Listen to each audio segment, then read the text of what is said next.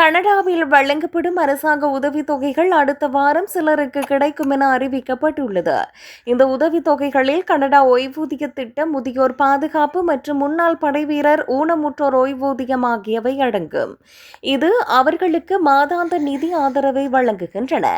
Canada ஓய்வூதிய திட்டத்துக்கான உதவித்தொகை 2026ஆம் ஆண்டு மே மாதம் 27ஆம் தேதியன்று அனுப்பப்படும். குறைந்தது 60 வயதுடைய மற்றும் ஓய்வூதிய திட்டத்துக்கு பங்களித்த கனேடியர்கள் இதற்கு தகுதி பெறலாம்.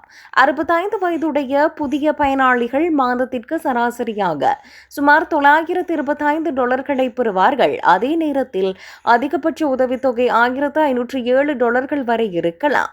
மேலும் முதியோர் பாதுகாப்பு உதவித்தொகையும் மே மாதம் 27ஆம் தேதியன்று வழங்கப்படும். 65 முதல் 74 வயதுடைய கனேடியர்கள் மாதத்திற்கு $743 வரையிலும், 75 மற்றும் அதற்கு மேற்பட்ட வயதுடையவர்கள் மாதத்திற்கு $817 வரையிலும் பெறலாம். வயது, வசிப்பிடம் மற்றும் ஆண்டு வருமானம் ஆகியவற்றை பொறுத்து இந்த உதவித்தொகை வழங்கப்படும். அத்துடன் முன்னாள் ராணுவ வீரர்களுக்கான ஊனமுற்றோர் ஓய்வூதிய தொகை மே 28ஆம் தேதியன்று வழங்கப்படும். முன்னாள் ராணுவ வீரர்கள், கனேடிய ஆயுதப்படைகளின் உறுப்பினர்கள், RCMP உறுப்பினர்கள் மற்றும் சில போர் வீரர்கள் உள்ளிட்டோர் இதற்கு தகுதி பெறுவார்கள்.